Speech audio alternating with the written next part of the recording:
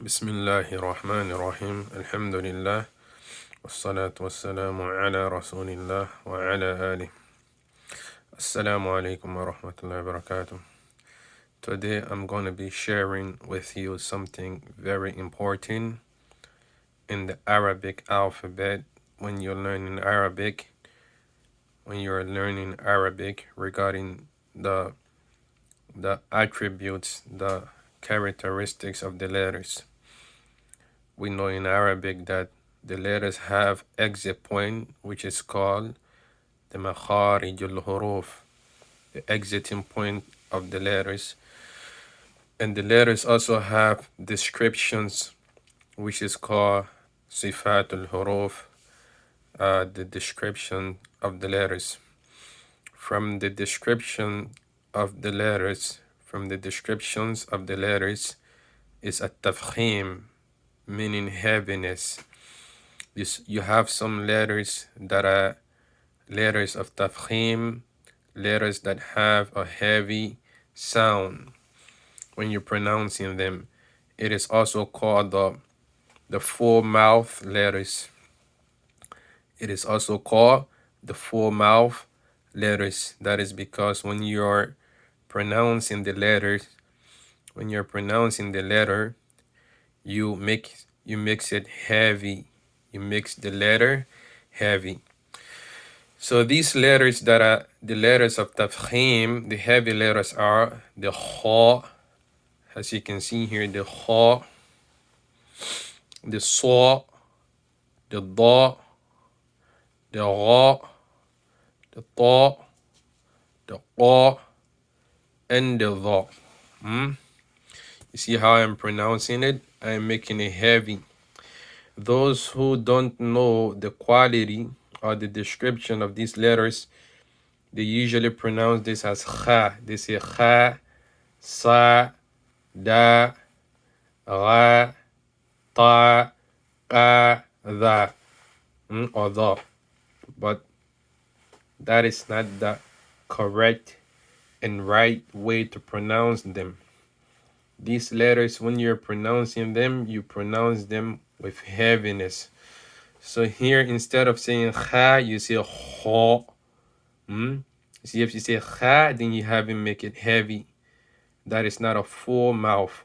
But if you say Kha, then you have to make the letter heavy, and you have pronounced the letter with full mouth. And this one, if you say Sa, then you haven't fulfilled the description of the letter, which is a description of heaviness. But if you say Sa, then you have fulfilled the description of the letter. This one, if you say Da, then you haven't fulfilled the description of the letter.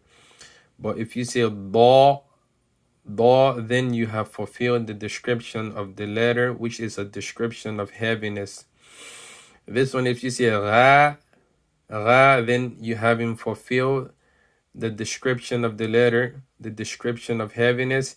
If you say Ra, then you have indeed fulfilled the description of the letter, which is a description of heaviness. This one, if you say Ta, then you haven't fulfilled the description of the letter, which is a description of heaviness. But if you say Ta, then you have fulfilled the description of the letter.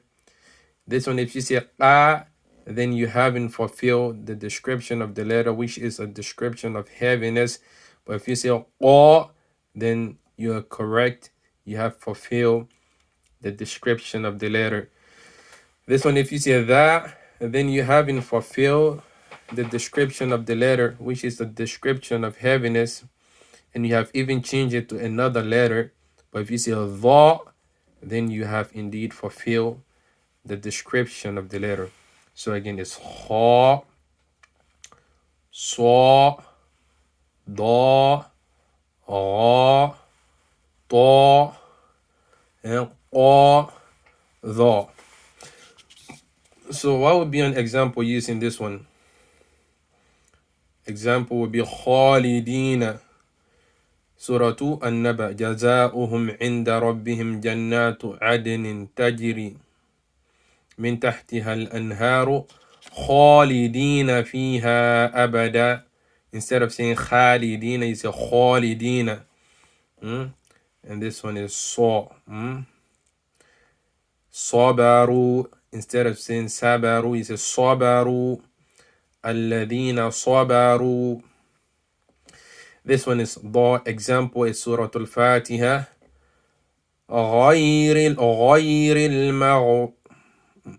المغضوب عليهم ولا الضاء. You don't say ولا الدا. ولا الضاء. You see, the is heavy. It's full mouth. This one is غين. غين example would be غير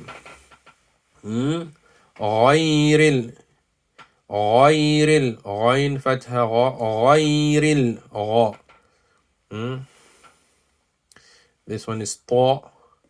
An example would be لتركبن طبقا عن طبق. لتركبن طبقا عن طبق. سورة انشقت. لتركبن طبقا. You don't say طبقا. طبقا. And this one is قا. An example would be what? قا. An example would be the same example from here. طبق. طبقا. طبقا. You see قن is فتحة. فتحتان. two فتحة is tanwin. قن. طبقا.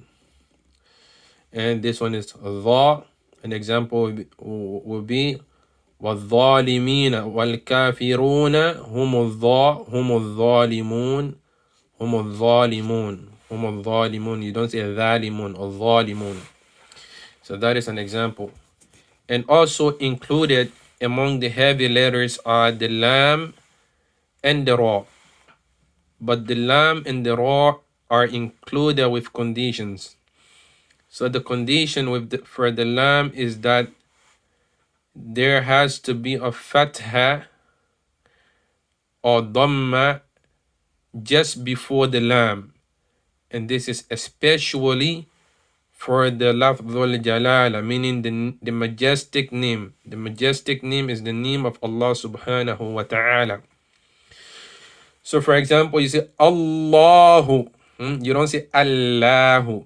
You see Allahu. The lam, which is the lam here with the shadda, is preceded by what? It is preceded by a fat. It's preceded by a fatha. It's preceded by a fatha. Allahu.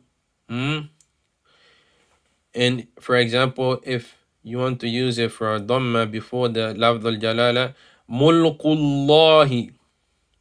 Mulkullahi. Mulkullahi. You see, kullahi. Kullahi. The letter before the lafz al-jalala, the majestic name Allah, is a kaf with dhamma. Kullahi. But let's take for example, if the letter before is a kasra, then it's not going to have this quality of heaviness. It's not going to be mufakham. It's not going to be heavy. For example, lillahi. You don't say lillahi. So the condition for making the lam heavy, especially in the name, using the name of Allah, is that before the name of Allah there should be a fatha or a dhamma. There should be a fatha or a dhamma. And for the ra, the condition is that the ra has to have a fatha or dhamma on top of it.